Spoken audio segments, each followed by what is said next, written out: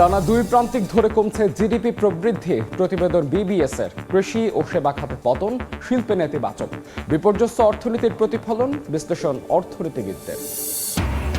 চাহিদা বাড়ার কারণে বাড়ছে ডলারের দাম, উস্কে দিতে পারে উৎপাদন খরচ ও মূল্যস্ফীতি। পণ্যের মূল্য বাড়ার শঙ্কা বিশ্লেষকদের।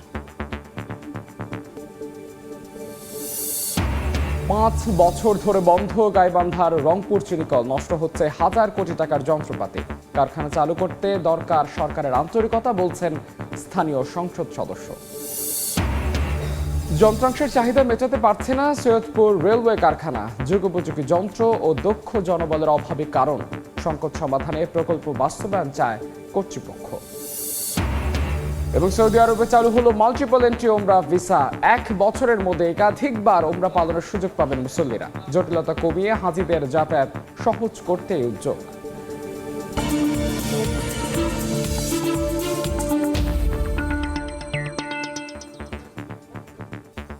দেখছিলেন শিরোনাম। আমন্ত্রণ জানাচ্ছি দেশ ও দেশের বাইরের অর্থ বাণিজ্যের নানা খবর নিয়ে আমাদের নিয়মিত আয়োজন এ সময়ের বাণিজ্যে।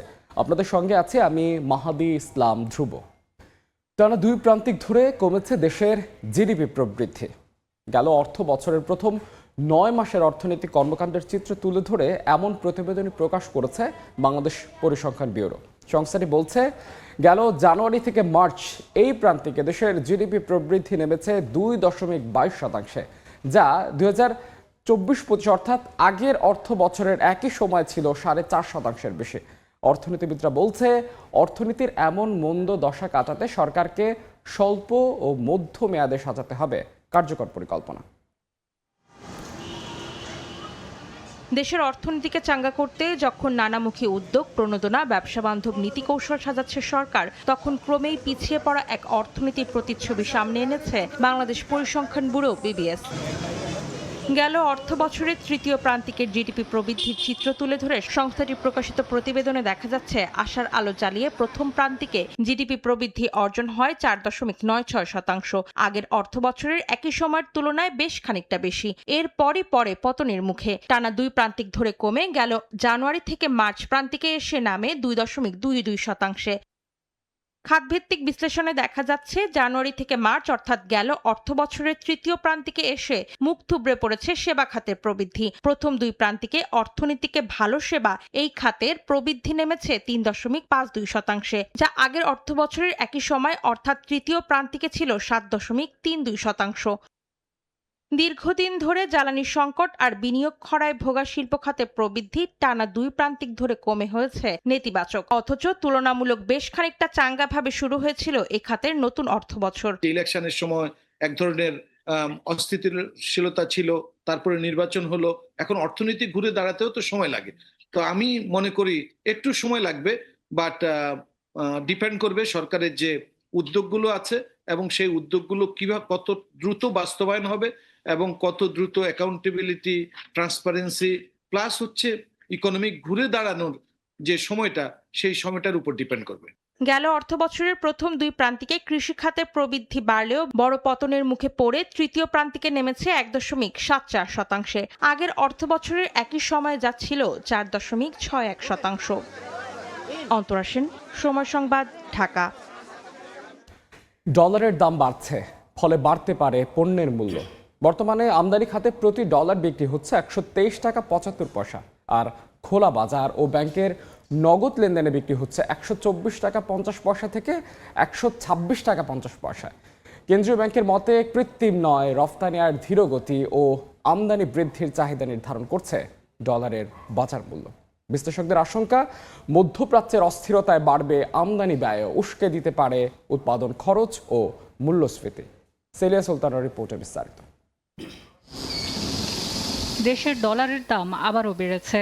আন্তঃব্যাংক লেনদেন পর্যালোচনায় দেখা যায়, জুলাইয়ের শুরুতে ডলারের দাম বৃদ্ধির গতি ছিল 13 থেকে 15 পয়সা। শেষ সপ্তাহে 1 লাফে বাড়ে 50 পয়সা। কেনার সাথে তাল রেখে ব্যাংকের ডলার বিক্রিতে দামও বেড়েছে। গত এক সপ্তাহে আমদানি খাতে 123.75 ডলার বিক্রি হয়েছে 123.90।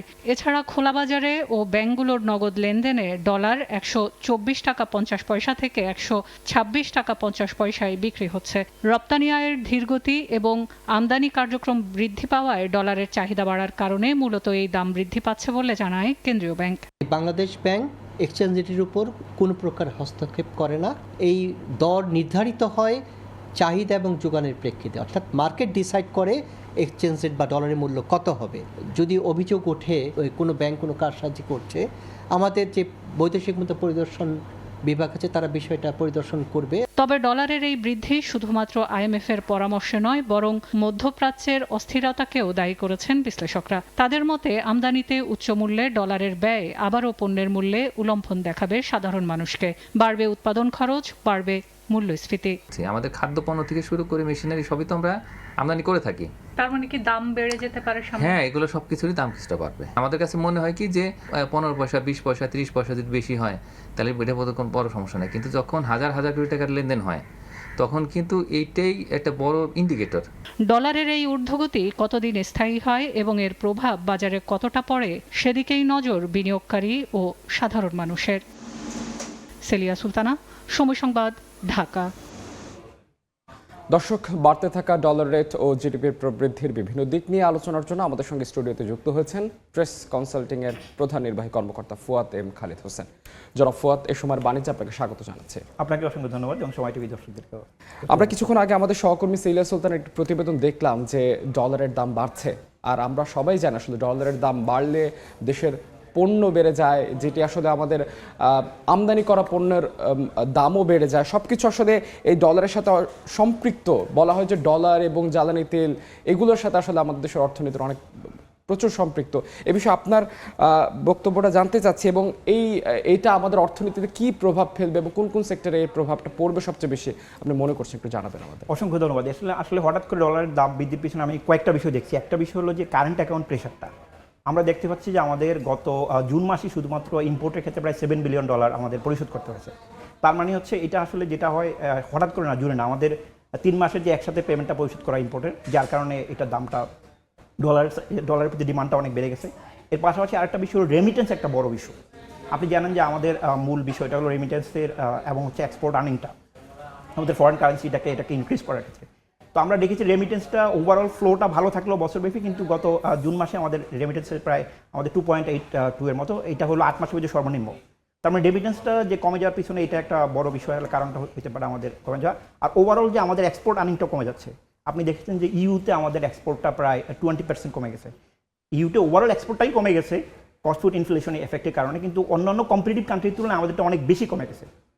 তো এই ক্ষেত্রে এছাড়া আরেকটা বিষয় হলো যে IMF এর সাথে বাংলাদেশ ব্যাংকের একটা আলোচনা হচ্ছে, এবং এখানে বলা হচ্ছে যে হয়তো বাংলাদেশ ব্যাংক আরও মোর মার্কেট ডিটারমাইন্ড রিলেটেড তারা হচ্ছে এই ডলার প্রাইস পলিসি যাবে। এই কারণে হয়তো অনেকে ডলারটা হচ্ছে বেশি অ্যাগ্রেসিভলি কিনছে, এবং অনেক ব্যাংকের ক্ষেত্রে, প্রাইভেট ব্যাংকের ক্ষেত্রে তাদের কিছু দায় রয়েছে, তারা হচ্ছে গভর্নমেন্ট এলসি এবং অন্যান্য বিষয়ের কারণে, যার কারণে অ্যাগ্রেসিভলি ডলারটা কেনার কারণে এই প্রাইসটা বেড়ে যাচ্ছে।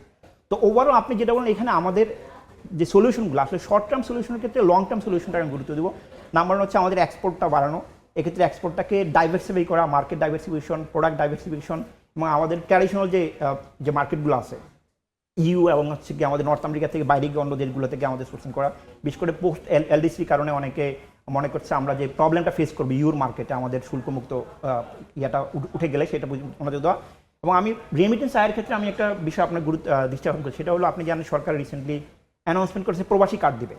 তো আমি সরকারকে রিকোয়েস্ট করি এই প্রবাসী কার্ডটা শুধু প্রবাসী কার্ড না, কার্ডের জন্য দেওয়া না, যাতে এটার মাধ্যমে আমাদের রেমিটেন্সটা আরও অনেক বাড়তে পারে।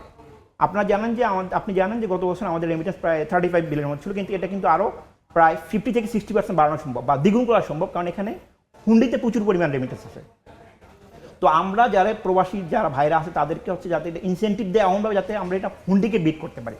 তো আমি সরকার যে প্রবাসী কার্ড ইনিশিয়েটিভ নিচ্ছে আমি এটাকে সাধুবাদ জানাচ্ছি, কিন্তু এটা রিয়েলি যাতে এটার মাধ্যমে হচ্ছে কার্যকর ব্যবস্থা হয়, স্পেশালি যে একজন রেমিটেন্স পাঠালে সে যাতে একটা ক্রেডিট পায়, যেমন উনি যে সারা জীবনে কী পরিমাণ রেমিটেন্স পাঠালো ওভারঅল সেটার এগেনস্টে উনি যাতে একটা বেনিফিট পায় এবং ওভারঅল উনি নিজেকে ডিগনিফাইড মনে করে।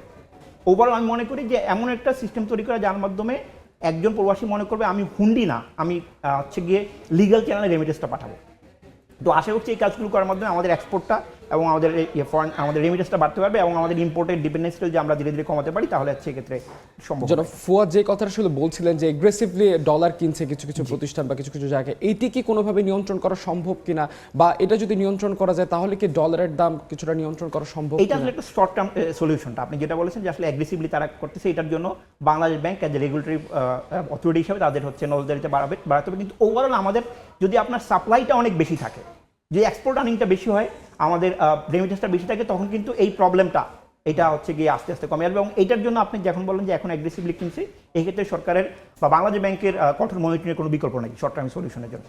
আমরা একটু এই বিষয়টা তো জানলাম ডলারের বিষয়ে, আমরা আরেকটি বিষয় নিয়ে কথা বলতে চাই। আপনি নিশ্চয়ই জানেন যে বিবিএস এর তথ্য বলছে যে গেল অর্থ বছরের তুলনায় এই অর্থ বছরের যে জিডিপি প্রবৃদ্ধি সেটা কিন্তু অনেকাংশে কমেছে। বিশেষ করে কৃষি, শিল্প এবং সেবা খাতে আমরা দেখেছি যে শিল্পের বিষয়টি মাইনাসে চলে গিয়েছে, মানে অনেক কমে গিয়েছে এই অর্থ বছরে। এই পুরো বিষয়টি কি আপনি কিভাবে দেখছেন এবং এটি থেকে উত্তরণ কিভাবে সম্ভব বলে আপনি মনে করছেন? এটা আমার জন্য অ্যালার্মিং। আমাদের জিডিপি যেভাবে কমে গেছে মাত্র 2.2% ছিল হচ্ছে এই প্রান্তিকে। তো সেক্ষেত্রে সবচেয়ে বেশি প্রবলেমটা হচ্ছে এটা আপনি বলেন তিনটা যে বিষয়টা, এটা হলো ব্রড বেস যে গ্রোথ ডিসেলারেশন এফেক্টটা যেটা আমরা এখন দেখতে পাচ্ছি। এক্ষেত্রে আমাদের শিল্প, কৃষি এবং সেবা তিনটাতেই কমেছে, বাট শিল্পতে নেতিবাচক, এটা আমার জন্য একটা বড় ধরনের একটা অ্যালার্মিং বিষয়। তো এইটার জন্য আমার কাছে মনে হয় যে কারণে যেটা হয়েছে আমাদের এই শিল্পতে হঠাৎ করে কমে গেছে, একটা বিষয় হলো যে কাঁচামালগুলো আমরা ইম্পোর্ট করি সেটা ইরান যুদ্ধের কারণে গত কয়েক মাস ধরে এটা প্রাইসটা অনেক বেড়ে যাওয়া। এর পাশাপাশি হচ্ছে গিয়ে আমাদের যে সরকার এখন জানেন যে ইনফ্লেশনটাকে বিট করার জন্য একটা কঠোর বা টাইটেন মনিটারি পলিসি নিয়েছে। এখানে ইন্টারেস্ট রেটটা অনেক বেশি, তো যার কারণে ব্যাংক লোন রেটটা বেড়ে যাওয়ার কারণে প্রাইস বেড়ে যাচ্ছে। তো ওভারঅল যে একটা ইয়ার ক্ষেত্রে ডিমান্ডের ক্ষেত্রে যে একটা কম্প্রেশন তৈরি হচ্ছে এবং এর পাশাপাশি কনজামশনটা কমে যাচ্ছে। তো এই সবগুলো বিষয় মিলে কিন্তু এখানে ইম্প্যাক্টটা করছে। তো আমার মনে হয় এখানে একটা প্রবলেম হচ্ছে এই সরকারের জন্য একটু দুর্ভাগ্য বলা যায় যে সরকার তারা ক্ষমতায় আসলো, তারপরে আবার ইরান যুদ্ধ বা ইরান যুদ্ধের মতো একটা বড় ধরনের সমস্যায় জড়িয়ে পড়লো। তো এই ক্ষেত্রে আমরা যদি মনে করি যে এই প্রবলেমগুলোতে সরকার লং টার্মের সলিউশনের দিকে নজর দেয়, বিশেষ করে আমাদের প্রোডাকশনটার ক্ষেত্রে আমাদের আরও বেশি কম্পিটিটিভ হওয়া, আমাদের যে এনার্জি ক্রাইসিস এটা একটা বড় ইস্যু। আপনি যে কোনো উদ্যোক্তার সাথে কথা বলেন, যে কোনো বিজিএমএ বিকিএমএ যাদের সাথে কথা বলেন, তারা প্রথমেই পয়েন্ট আউট করে তাদের এনার্জি ইস্যু। আমি জানতে চাই এই বিষয়টির সাথে কি ডলার কোনোভাবে রিলেটেড? আমরা যেটা বলছি যে জ্বালানি সাথে ডলার এটার সাথেও সম্পৃক্ত। অফকোর্স এগুলো সবগুলো তো ইন্টারকানেক্টেড, কারণ হচ্ছে আপনি যেহেতু সরকার জ্বালানি তেলের দামটা বাড়াইছে এবং সরকার এডিশনাল সোর্স থেকে অনেক টাকা দিয়ে জ্বালানি কিনতে হয়েছে। আমাদের জ্বালানি সিকিউরিটি অনেক বেশি ভালনারেবল ছিল। আপনি জানেন যে কি হয়েছিল কয়েক মাসে আমাদের ইয়াগুলোতে পেট্রোল পাম্পগুলোতে পাওয়া ছিল না। তো আলটিমেটলি সবগুলোই কানেক্টেড, কারণ এখানে যখনই হচ্ছে প্রাইসটা বেড়ে যাচ্ছে, ডলারের উপর ডিপেন্ডেন্সি বেড়ে যাচ্ছে, ডলারের প্রাইসটা বেড়ে যাচ্ছে।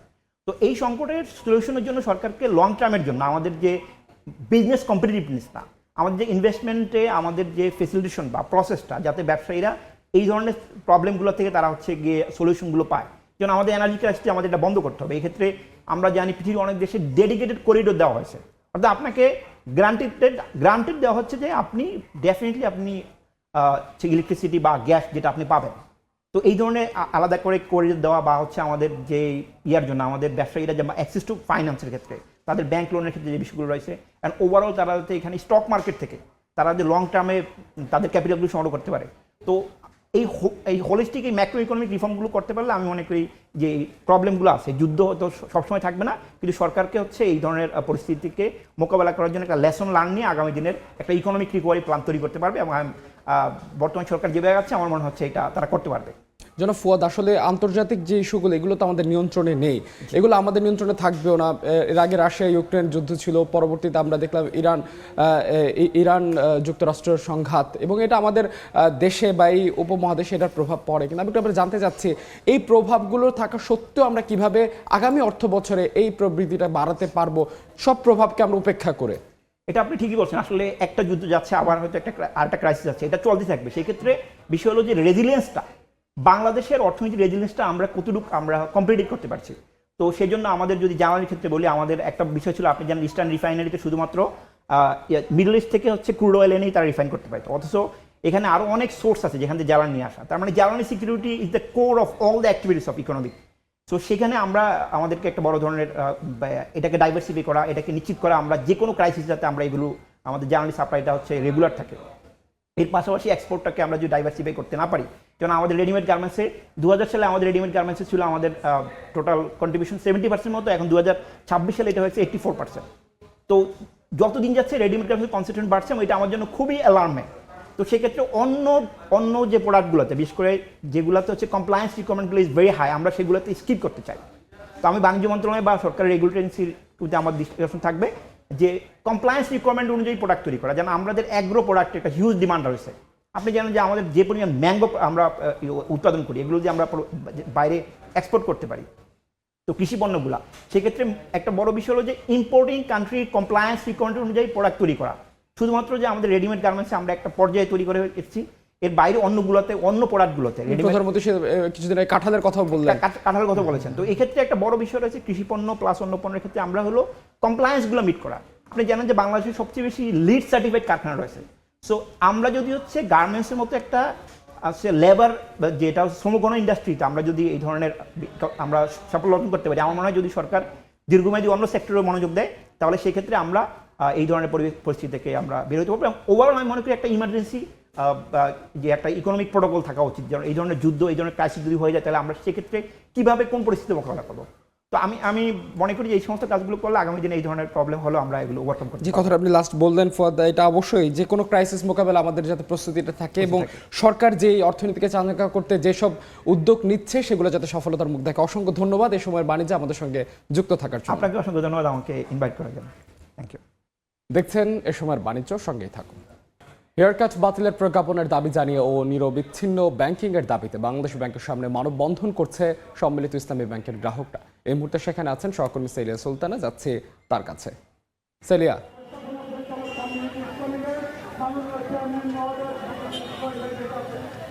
সম্মিলিত ইসলামী ব্যাংকের যে ভুক্তভোগী আমানতকারীরা, অর্থাৎ যে 5টি ব্যাংক, গ্লোবাল ইসলামী ব্যাংক, ইউনিয়ন ইসলামী ব্যাংক, সোশ্যাল ইসলামী ব্যাংক, ফার্স্ট সিকিউরিটি ইসলামী ব্যাংক এবং এক্সিম ব্যাংকের যে মার্জার হয়েছে সম্মিলিত ইসলামী ব্যাংকের মাধ্যমে, সেই জায়গাটিতে এখন পর্যন্ত সকাল 10টা থেকে শুরু হয়েছে মানববন্ধন। যে ভুক্তভোগী আমানতকারীরা রয়েছেন এই ব্যাংকগুলোর, তারা এসে বাংলাদেশ ব্যাংকের সামনে জড়ো হয়েছেন এবং এখানে তারা মানববন্ধন করছেন। তাদের বক্তব্য অনুযায়ী আজকে তারা লং মার্চ করে সচিবালয় পর্যন্ত যাবেন। এই জায়গার বাংলাদেশ ব্যাংকের সামনে থেকে তাদের যে দাবিগুলো রয়েছে, প্রায় 10 মাসের মতো হতে চলল সম্মিলিত ইসলামী ব্যাংক যখন শুরু হয়, তারপর থেকে তারা শুধুমাত্র 2 লাখ পর্যন্ত পেয়েছেন, যেটি প্রতিশ্রুত ছিল। তবে টাকা, তাদের যে নিজেদের রাখা জমানো টাকা, সেই টাকা তারা নিরবিচ্ছিন্নভাবে তুলতে পারছেন না এবং ব্যাংকগুলোর যে শাখাগুলো রয়েছে সেগুলোর যে ব্যবস্থাপনা, সেই ব্যবস্থাপনাগুলোতেও তারা বলছেন নিরবিচ্ছিন্ন যে ব্যাংকিং, সেটি আসলে চলমান নেই। এমন একটি পরিস্থিতিতে তারা বলছেন ব্যাংকিংয়ের যে নিরবিচ্ছিন্ন কার্যকারিতাগুলো রয়েছে সেগুলো যেন চলমান থাকে এবং অর্থমন্ত্রী হেয়ার কাট বাতিলের যে ঘোষণা দিয়েছেন, তারা জানিয়েছেন এই হেয়ার কাট বাতিলের যে ঘোষণা সেটি প্রজ্ঞাপন আকারে যেন জারি হয়। যতক্ষণ প্রজ্ঞাপন আকারে জারি না হবে ততক্ষণ পর্যন্ত কিন্তু ব্যাংকগুলো সেটি মানবে না। সেক্ষেত্রে তারা বলছেন 24 ঘন্টার মধ্যে হেয়ার কাট বাতিলের যে প্রজ্ঞাপন সেটি যেন ব্যাংকগুলোর কাছে পৌঁছে দেওয়া হয়। ঠিক একইভাবে তারা নতুন যে সুদের হার সেটি না রেখে বরং তারা যে প্রতিশ্রুত সুদের হার পেয়েছিলেন, অর্থাৎ 10, 11, 12 ভিন্ন ভিন্নভাবে ব্যাংকগুলো যখন ছিল, সে অবস্থায় যেন তারা তাদের যে প্রতিশ্রুত অর্থ এবং মুনাফা সেটি যেন তারা ফেরত পান। এটি ছিল মূলত এখন পর্যন্ত আমার কাছে সর্বশেষ। বাংলাদেশ ব্যাংক থেকে সম্মিলিত ইসলাম ব্যাংকের গ্রাহকদের মানববন্ধনের সবশেষ খবরাখবর জানাচ্ছিলেন সহকর্মী সেলিয়া সুলতানা। দেখছেন এ সময়ের বাণিজ্য।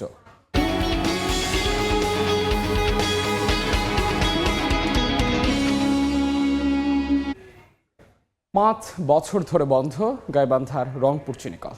অযত্ন অবহেলায় পড়ে আছে হাজার কোটি টাকার মূল্যবান যন্ত্রপাতি। খোলা আকাশের নিচেই রোদ বৃষ্টিতে নষ্ট হচ্ছে মূল্যবান এই যানবাহন।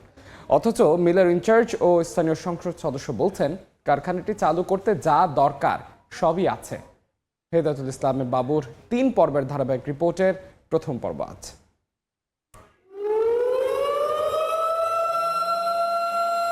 সাইরেনের আওয়াজে একসময় জেগে উঠত এ জনপদ। যে সাইরেনের কেন্দ্র ছিল গাইবান্ধার রংপুর চিনিকল। সাইরেনের সঙ্গে বন্ধ হয়েছে শত শত আখবাহী ট্রাকের চলাচল। চিমনিতে ধোঁয়া নেই, বন্ধ দেশীয় চিনির উৎপাদন। 5 বছরেরও বেশি সময় ধরে বন্ধ প্রতিষ্ঠানটি। গাইবান্ধা সহ উত্তরের বিস্তীর্ণ জনপদের অর্থনীতির ভিত মজবুত করেছিল যে কারখানা, সেখানে এখন শুনশান নীরবতা। উত্তরবঙ্গ হৃদয় স্পন্দন বলেন আর হলো অর্থনৈতিক চালিকা শক্তি বলেন, এটাই এই এলাকা নির্ভরশীল। শ্রমিক কর্মচারী না, এখানকার ব্যবসায়ী থেকে শুরু করে সকল স্তরের মানুষের বেঁচে থাকার জন্যই মিলটা আবারও চালু করা প্রয়োজন। অযত্ন অবহেলায় পড়ে আছে হাজার কোটি টাকার মূল্যবান যন্ত্রপাতি। খোলা আকাশের নিচে রোদ বৃষ্টিতে নষ্ট হচ্ছে মূল্যবান যানবাহন। বিপুল এ সম্পদ রক্ষায় নেই কার্যকর উদ্যোগ। বন্ধ চিনি কলগুলো তো সরকারের নজর আছে, এটা তো আমি একার বিষয় না। শুধু চিনি কল না, বন্ধ সব কলকারখানা চালু করার ব্যাপারে সরকারের একটা উদ্যোগ আছে। অথচ মিলের ইনচার্জ ও স্থানীয় সংসদ সদস্য বলছেন, কারখানাটি চালু করতে যা দরকার সবই আছে। 4 থেকে 5 মাস চালিয়ে এটাকে ভালো একটা লাভজনক পর্যায়ে নিয়ে যাওয়া যাবে এই যন্ত্রাংশ দিয়েই রিপেয়ার করে। আমরা যদি এই মিলটাকে 4 মাস চালু রাখতে পারি এবং আমাদের যে সমস্ত অপারেশন সাইটগুলো সেগুলো ঠিকভাবে মেরামত করতে পারি আর আমাদের জনবলকে যদি দক্ষভাবে কাজে লাগাইতে পারি, তাহলে আমরা এই মিলটাকে আবার লাভজনক অথবা ব্রেক ইভেনে নিয়ে যেতে পারব। 1954 সালে গাইবান্ধার গোবিন্দগঞ্জের মহিমাগঞ্জে স্থাপন করা হয় রংপুর চিনিকল।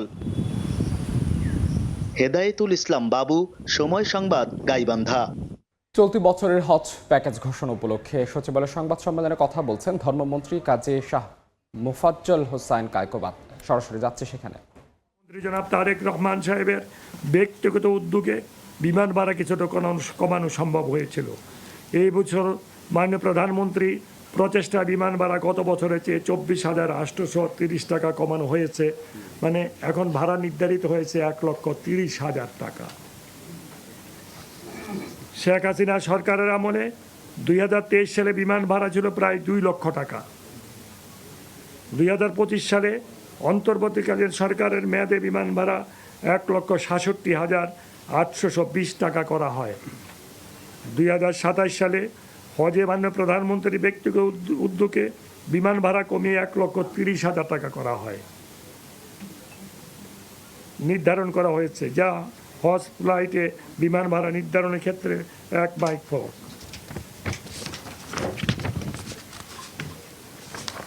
আপনারা পেজে করলেন না কেন? একটা পেজে দুইতে করলেন কেন? বিমান ভাড়ার ইতিহাস পর্যালোচনা করলে দেখা যায় পতিত প্রধানমন্ত্রী শেখ হাসিনা হজ ফ্লাইটে বিমান ভাড়া কীভাবে বাড়ানো যায় সেই চেষ্টা চালিয়ে গেছেন। আর জনাব তারেক রহমান আমাদের মাননীয় প্রধানমন্ত্রী হয়ে আল্লাহর মেহমানদের বিমান ভাড়া কীভাবে কমানো যায় সেই প্রচেষ্টা চালিয়ে যাচ্ছেন। এটাই মাননীয় প্রধানমন্ত্রী তারেক রহমানের বৈশিষ্ট্য। এটি দেশের মানুষের প্রতি জনাব তারেক রহমানের ভালোবাসা, মমত্ববোধ এবং দায়বদ্ধতার বহিঃপ্রকাশ। প্রিয় সাংবাদিক, প্রিয় আমার সম্মানিত সাংবাদিক বৃন্দ, হজ ব্যবস্থাপনা সংক্রান্ত নির্বাহী কমিটির অনুমোদনক্রমে এই বছর সরকারি মাধ্যমে আমরা 2টি হজ প্যাকেজ নির্ধারণ করেছি, যথা হজ প্যাকেজ 1 ও হজ প্যাকেজ 2 সাশ্রয়ী। হজ প্যাকেজ 1-এ এই প্যাকেজে হজযাত্রীদের মক্কায় হারাম শরীফের বহির্চত্বর হতে প্রায় 1000 থেকে 1400 মিটারের মধ্যে এবং মদিনায় মার্কাজি এরিয়ার আবাসন সুবিধা দেওয়া হবে। মিনার জোন 2-এ তাঁবুর অবস্থান হবে এবং মিনা আরফায় সার্ভিস প্যাকেজ 3 ক্যাটাগরির সার্ভিস সহ মোয়াল্লাম কর্তৃক খাবার সরবরাহ করা হবে।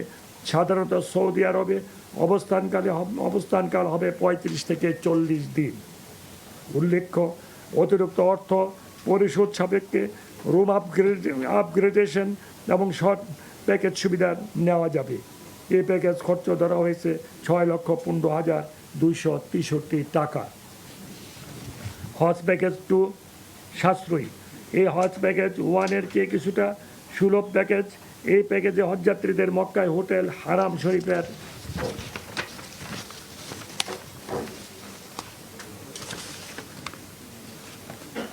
বহির্চত্বর হতে 2 থেকে 3 কিলোমিটারের মধ্যে হবে। মদিনায় মার্কাজি এলাকার বাইরে মসজিদ নববী হতে 800 মিটারের মধ্যে আবাসনের ব্যবস্থা করা হবে।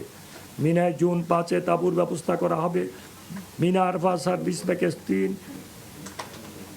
ক্যাটাগরি সার্ভিস সহ মোয়াল্লেম কর্তৃক খাবার সরবরাহ করা হবে এবং হোটেলের অবস্থান 2 কিলোমিটারের বেশি দূরে হলে সৌদি সরকারের বিধান অনুসারে সালাওয়াত বাসের ব্যবস্থা থাকবে।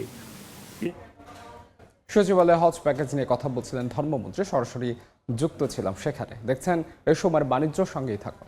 টানা 2 দফা কমার পর দেশের বাজারে আবারও বাড়ল স্বর্ণের দাম।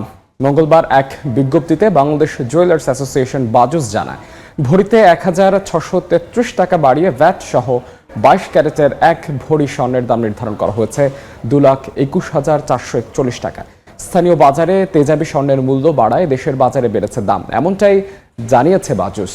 নতুন দাম অনুযায়ী 21 ক্যারেটের প্রতি ভরি স্বর্ণের দাম 2,11,486 টাকায়, 18 ক্যারেটের প্রতি ভরি 1,81,608 টাকা, সনাতন পদ্ধতির প্রতি ভরি স্বর্ণের দাম 1,48,366 টাকা।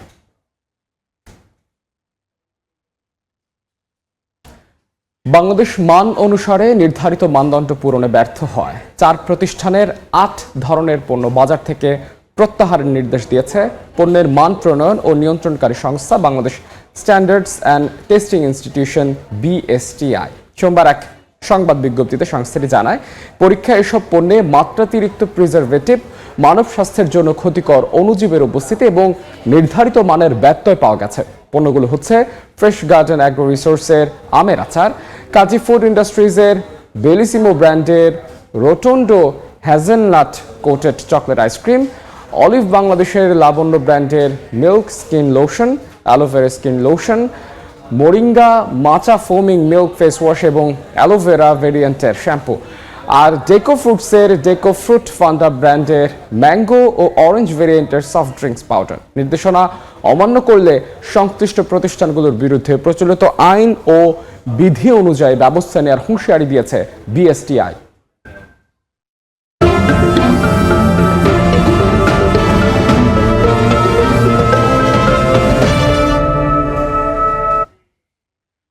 দিনাজপুরে সুগন্ধি চাল আগের বাড়তি দরে বিক্রি হলেও মোটা মিনিকেট 28 ও 29 চালের দাম কমেছে কেজিতে 1 থেকে 2 টাকা পর্যন্ত। এ নিয়ে বিস্তারিত জানাতে দিনাজপুরের বাহাদুর বাজারে আছেন সহকর্মী গোলাম নবী দুলাল, যাচ্ছে তার কাছে।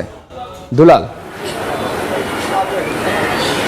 সুগন্ধি চিনি গুঁড়ো বা চিকন চালটি কিন্তু আপনার বাড়তি দামে বিক্রি হলো। মোটা যে চালটি সেটি কিন্তু আপনার কেজিতে খুচরা বাজারে 2 থেকে 1 টাকা কমেছে। আমি এই মুহূর্তে বাহাদুর বাজার চালের পাইকারি মার্কেটে রয়েছি। আমরা জানতাম যে আগে যে দামে চালের দাম যেটা বাড়ে 8 থেকে 10 টাকা, সেটা কিন্তু কমে মাত্র 1 থেকে 2 টাকা। ভোক্তাদের যে অভিযোগ, তারা বারবার যেটা বলছেন যে হারে চালের দামটা বাড়ে সে হারে কিন্তু আপনার চালের দামটা কমে না। এখন আমি যে মার্কেটে রয়েছি সেখানে আপনার চিকন চালটি আর কি বিশেষ করে খুচরা বাজারে বিক্রি হচ্ছে 190 থেকে প্রতি কেজি 200 টাকা। তবে আপনার এই যে বিডিকেট 28, 29 এই চালগুলো আপনার কেজিতে খুচরা বাজারে 2 থেকে 1 টাকা কমে আছে। আমি দামটা জানিয়ে দিই যে আজকের এই বাজারে যে দামে চালটা বিক্রি হচ্ছে সেটি হচ্ছে আপনার মিনিকেট 66 থেকে 67 টাকা প্রতি কেজি, 28 60 টাকা, 29 প্রতি কেজি 55 টাকা, স্বর্ণ 52 টাকা। তবে সম্পা কাটারি এবং নাজির চাল এটি কিন্তু আপনার বাড়তি দামে কিন্তু আপনার বিক্রি হচ্ছে। বিশেষ করে এই চালের দাম বৃদ্ধির যে বিষয়টি সেটি হচ্ছে বারবার যেটা বলেন যে পাইকার বা আড়তদাররা তারা বলেন যে মিল গেট থাকে তাদের কিনতে হয়, মিল গেটই চাল কিন্তু আপনার তারা বেচা কেনা করেন। এবং মিলাররা যেটা বলছেন যে বিক্রি কিন্তু কিছুটা কমেছে বলে তারা এটা অভিযোগ করেছেন। যে দামে তারা কিনে নিয়ে আসে সেই দামে তারা বিক্রি করেন এবং প্রতি বস্তা তারা বলছেন যে 50 থেকে 80 টাকা কমেছে। তবে খুচরা বাজারে খুব যেটা প্রভাব পড়েছে সেই ধরনের ভক্তারা কিন্তু বলছেন না। তারা বারবার যেটা বলছেন যে জেলা খাদ্য বিভাগের মনিটরিং করলে কিন্তু চালের দামটা কিছুটা হলে স্থিতিশীল হয়ে আসবে। তো আমার কাছ থেকে চালের কেনা বেচার সর্বশেষ এই ছিল। দিনাজপুর থেকে চালের বাজারের খবরাখবর জানাচ্ছিলেন সহকর্মী গোলাম নবী দুলাল। দিন দিন কমে আসছে হিলি স্থল বন্দরের আমদানি বাণিজ্য। আমদানি করা পণ্যবাহী ট্রাকের সংখ্যা নেমেছে 30-এর ঘরে। এ নিয়ে বিস্তারিত জানাতে হিলি স্থল বন্দরে আছেন রিপোর্টার শফিকুল ইসলাম, যাচ্ছে তার কাছে। শফিক, হিলি স্থলবন্দরের আমদানি বাণিজ্য তলান্নিতে নেমেছে। আমদানিকৃত পণ্যবাহী ট্রাকের সংখ্যা কমে দাঁড়িয়েছে 20টা থেকে 30টার মধ্যে। আগে যেখানে প্রতিদিন আমদানি পণ্যবাহী ট্রাকের সংখ্যা প্রায় 100 থেকে 150 ট্রাক ছিল, সেই ট্রাকটা এখন কমে দাঁড়িয়েছে প্রায় 20টিতে নেমেছে। কোনো দিন এই ট্রাকটা নেমে দাঁড়াচ্ছে 10-এর নিচে।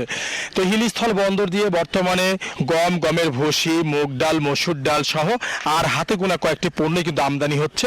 তবে আমদানি কম হওয়ার পিছনে আমদানিকারকদের সঙ্গে কথা বলে যতটুকু জেনেছি, আমদানিকারকরা, ব্যবসায়ীরা বলছেন হিলিস্থল বন্দর দিয়ে পণ্য আমদানি করলে তাদের বেশ একটা প্রশাসনিক একটা বিড়ম্বনায় পড়তে হয়। প্রত্যেকটা পণ্য আনতে গেলে এসএস কোডের একটা বিড়ম্বনা রয়েছে। তাছাড়া প্রশাসনের বিভিন্নভাবে তারা বিভিন্ন পণ্য তারা অ্যাসেসমেন্ট থেকে শুরু করে এক্সামিন করতে চায়, যে একটা কালক্ষেপণের কারণে যে তাদেরকে সমস্যায় পড়তে হয়। তো বিশেষ করে ব্যবসায়ীরা বলছেন যে একই পণ্য সোনা মসজিদ, ভুমরা, অন্যান্য স্থলবন্দর দিয়ে আমদানি করলে তাদেরকে বেশি সমস্যা পড়তে হয় না। প্রতিদিনের পণ্য তারা প্রতিদিন বন্দর থেকে বের করে নিয়ে যায়। তো সেরূপ হিলিস্থল বন্দর দিয়ে আমদানি করলে তাদেরকে এই প্রবলেমগুলো, তাদেরকে সমস্যায় পড়তে হয়। তারা বলছেন যে যেহেতু একই বাংলাদেশে বিভিন্ন বন্দরে বিভিন্ন ধরনের নিয়ম যদি থাকে, তার কারণে তারা বিভিন্ন ধরনের আমদানি, তারা ব্যবসা বাণিজ্য করতেছেন। তাছাড়া হিলিস্থল বন্দর দিয়ে যেসব পণ্যগুলো আমদানি হয়ে থাকে, বিশেষ করে খাদ্যদ্রব্য, তো বর্তমানে পণ্যবাহী ট্রাকে অনেকটা আমদানি কমেছে। তো ব্যবসায়ীরা বলছেন। তো ইতিমধ্যে কাস্টমসের পক্ষ থেকে আমরা জিজ্ঞেস করেছিলাম যে ব্যবসা বাণিজ্যের অবস্থা কি। তো কাস্টমার যদি একটা তথ্য আপনাকে জানাই, গত অর্থ বছরে 1046 কোটি টাকা লক্ষ্যমাত্রা থাকলেও 598 কোটি টাকা তার রাজস্ব আদায় করেছে। তো প্রায় 450 কোটি টাকা রাজস্ব ঘাটতি নিয়ে কিন্তু চলতি অর্থ বছরে যাত্রা শুরু করেছে হিলি কাস্টমস। তো হিলিস্থল বন্দরের আমদানি রপ্তানি বাণিজ্য নিয়ে এতদিকে ছিল আমার কাছে সর্বশেষ। হিলিস্থল বন্দর থেকে সেখানকার সবশেষ খবরাখবর জানাচ্ছিলেন সহকর্মী শফিকুল ইসলাম।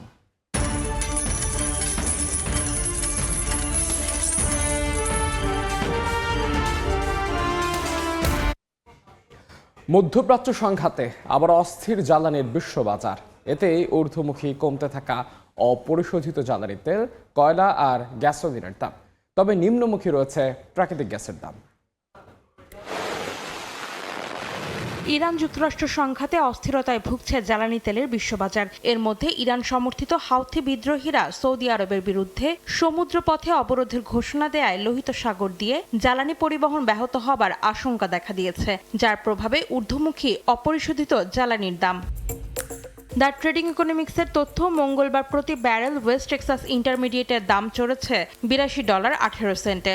সপ্তাহ ব্যবধানে বেড়েছে 3.86%, আর মাস ব্যবধানে বেড়েছে 11.56%। একই কারণে দাম বেড়েছে ব্রেন্ট ক্রুডেরও। মাস ব্যবধানে প্রায় 14%, আর সপ্তাহ ব্যবধানে 4.71% দাম বেড়ে প্রতি ব্যারেল এই তেল বিক্রি হয়েছে $88.56। ঊর্ধ্বমুখী কয়লার দাম, এক সপ্তাহে 1.32% দাম বেড়ে প্রতি টন কয়লার দাম ঠেকেছে $130.40। এদিকে এক মাসে গ্যাসোলিনের দাম 13.38%, আর সপ্তাহে প্রায় 5% বেড়ে এই জ্বালানির দাম উঠেছে $3.38। তবে সপ্তাহ ব্যবধানে নিম্নমুখী প্রাকৃতিক গ্যাসের দাম কমেছে 1.89%। মাস ব্যবধানে 12.41% কমে প্রতি MMBTU বিক্রি হচ্ছে $2.85। অন্তরাসেন, সময় সংবাদ। দেখছেন এই সময়ের বাণিজ্য। দর্শক, এ পর্যায়ে জানাবো পুঁজি বাজারের খবর। বিস্তারিত জানাতে চলে যাব ঢাকা স্টক এক্সচেঞ্জের ওয়েবসাইটে। আজকে সকাল প্রায় 2 ঘন্টায় শেয়ার বাজারের যে হাতবদল হয়েছে, আমরা দেখছি যে 3টি সূচকে কিন্তু ঊর্ধ্বমুখী রয়েছে। বিশেষ করে ডিএসসি এক্স যেটি রয়েছে, ডিএসসি এক্স প্রধান সূচক, সেটি 41.39 পয়েন্ট বেড়ে কিন্তু দাঁড়িয়েছে 5,899 পয়েন্টে, এবং ডিএসসিএস অর্থাৎ ডিএসসির সরিয়া সূচক, এটি 7.70 পয়েন্ট বেড়ে দাঁড়িয়েছে 1,204 পয়েন্টে, এবং ডিএসসি 30 অর্থাৎ ডিএসসির বিশেষায়িত সূচক, এটি 9.95 পয়েন্ট বেড়ে এটি দাঁড়িয়েছে 2,218 পয়েন্টে। তো আমরা দেখতে পাচ্ছি যে 3টি সূচকে কিন্তু ঊর্ধ্বমুখী রয়েছে। এখন পর্যন্ত গত প্রায় 2 ঘন্টায় 435 কোটি 21 লাখ টাকার কিন্তু লেনদেন হয়েছে এবং এই সকাল থেকে এখন পর্যন্ত 302টি প্রতিষ্ঠানের শেয়ারের দাম বেড়েছে, 30টি প্রতিষ্ঠানের শেয়ারের দাম কমেছে এবং অপরিবর্তিত রয়েছে 57টি প্রতিষ্ঠান। আমরা একটু দেখতে চাই যে প্রথম 20টি প্রতিষ্ঠানের কারা অবস্থান করছে, একটু সেই তথ্যটা আপনাদের জানাতে চাই। আমরা প্রথমে দেখতে চাই যে কুইন সাউথ টেক্সটাইল মিলস, এটি 1 নম্বর অবস্থানে করছে, যেটির প্রতিটি শেয়ার বিক্রি হচ্ছে 17 টাকা 40 পয়সা দরে এবং সর্বোচ্চ এটি বিক্রি হয়েছে 17 টাকা 40 পয়সা এবং সর্বনিম্ন বিক্রি হচ্ছে 16 টাকা 1 পয়সা। দ্বিতীয় অবস্থানে রয়েছে আমরা একটু দেখতে চাই, দ্বিতীয় অবস্থানে রয়েছে লঙ্কা বাংলা ফিন্যান্স লিমিটেড। এই প্রতিষ্ঠানটির প্রতিটি শেয়ার বিক্রি হচ্ছে 19 টাকা 10 পয়সা দরে, সর্বোচ্চ বিক্রি হচ্ছে 19 টাকা 10 পয়সা এবং সর্বনিম্ন বিক্রি হচ্ছে প্রতিটি শেয়ার 17 টাকা 90 পয়সা দরে। 3 নম্বরে রয়েছে ইটিএল এর এই প্রতিষ্ঠানটির প্রতিটি শেয়ার বিক্রি হচ্ছে 14 টাকা 10 পয়সা দরে, যার সর্বোচ্চ বিক্রি হচ্ছে 14 টাকা 90 পয়সা এবং সর্বনিম্ন প্রতিটি শেয়ার বিক্রি হচ্ছে 14 টাকা 1 পয়সা দরে। তারপরে রয়েছে ন্যাশনাল পলিমার, এই কোম্পানিটির প্রতিটি শেয়ার আমরা দেখছি যে আসলে 37 টাকা 30 পয়সা দরে বিক্রি হচ্ছে এবং এর সর্বোচ্চ প্রতিটি শেয়ার বিক্রি হচ্ছে 37 টাকা 60 পয়সা দরে এবং সর্বনিম্ন বিক্রি হচ্ছে 35 টাকা দরে। চতুর্থ অবস্থানে রয়েছে ডিএসএসএল, এর প্রতিটি শেয়ার পঞ্চম অবস্থানে রয়েছে এই প্রতিষ্ঠানটি, এর প্রতিটি শেয়ার বিক্রি হচ্ছে 13 টাকা 9 পয়সা দরে। তো এই ছিল ঢাকা স্টক এক্সচেঞ্জ থেকে আমার কাছে থাকা সবশেষ খবরাখবর। অন্য প্রসঙ্গ, সৌদি আরবে চালু হয়েছে 1 বছর মেয়াদী মাল্টিপল এন্ট্রি ওমরা ভিসা। নতুন এই ব্যবস্থায় উক্ত সময়ের মধ্যে একাধিকবার ওমরা পালনের সুযোগ পাবেন মুসল্লিরা। ভিসা জটিলতা কমিয়ে ধর্মপ্রাণ মুসল্লিদের যাতায়াত সহজ করতে এমন উদ্যোগ নিয়েছে দেশটির হজ ও ওমরা মন্ত্রণালয়। প্রতিটি ধর্মপ্রাণ মুসল্লির স্বপ্ন থাকে পবিত্র কাবা শরীফে গিয়ে ওমরা পালনের, কিন্তু ভিসা জটিলতা, স্বল্প মেয়াদ কিংবা সময় মতো সাশ্রয়ী বিমান টিকিট না পাওয়ার কারণে অনেকের সে ইচ্ছা পূরণ হয় না। এসব ভোগান্তি কমাতেই 1 বছর মেয়াদী মাল্টিপল এন্ট্রি ওমরা ভিসা চালু করেছে সৌদি আরবের হজ ও ওমরা মন্ত্রণালয়। নতুন এই ভিসায় 365 দিনের মধ্যে একাধিকবার সৌদি আরবে ওমরা পালন করা যাবে, তবে 1 বছরে অবস্থানের সর্বোচ্চ সীমা 90 দিন। সৌদি কর্তৃপক্ষ বলছে এই উদ্যোগ সৌদি ভিশন 2030 এবং পিলগ্রিম এক্সপিরিয়েন্স প্রোগ্রাম এর অংশ। এর লক্ষ্য ওমরা যাত্রীদের যাতায়াত আরও সহজ করা এবং সেবার মান উন্নত করা। তবে প্রতিবার ওমরা পালনের আগে নুসুক প্ল্যাটফর্মের অনুমোদিত সেবা প্রদানকারীর কাছ থেকে সার্ভিস প্যাকেজ নিতে হবে। পাশাপাশি নুসুক অ্যাপের মাধ্যমে ওমরার পারমিট সংগ্রহ করাও বাধ্যতামূলক। মাল্টিপল ভাবে বছরের মধ্যে যতবার ইচ্ছা ততবারই আসতে পারতেছেন। যারা চাকরিজীবী আছে, যারা তাদের নির্দিষ্ট সময় ছাড়া ওমরা করার সুযোগ পাচ্ছেন না, এই ফলে তারা এই ওমরাটা যে কোনো সময় তারা করার একটা সুযোগ পাবে। নতুন এই ভিসার আরেকটি বিশেষ দিক হলো প্রতিবার সৌদি আরব ছাড়ার পর ভিসাটির সাময়িক নিষ্ক্রিয় হয়ে যাবে। পরবর্তী সফরের শর্ত পূরণ হলেই এটি আবার স্বয়ংক্রিয়ভাবে সক্রিয় হবে। তবে হজ মৌসুমে অর্থাৎ জিলকদ মাসের 1 তারিখ থেকে হজের 13 তারিখ পর্যন্ত এই মাল্টিপল এন্ট্রি ওমরা ভিসা কার্যকর থাকবে না বলে জানিয়েছে সৌদি কর্তৃপক্ষ। আরিফুর রহমান, সময় সংবাদ, সৌদি আরব। এ পর্যায়ে শীর্ষ সংবাদগুলো জানিয়ে দিচ্ছে আরেকবার।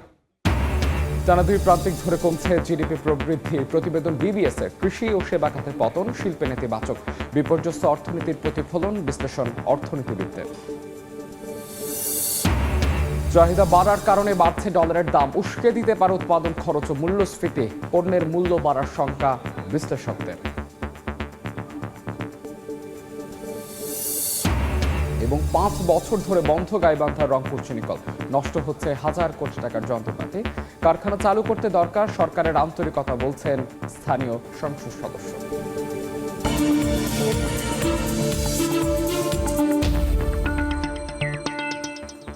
এই ছিল এই সময়ের বাণিজ্যের এখনকার আয়োজন। দর্শক, দুপুর 12টার সময় সংবাদ নিয়ে আসছে কিছুক্ষণ পর, সঙ্গেই থাকুন সময়।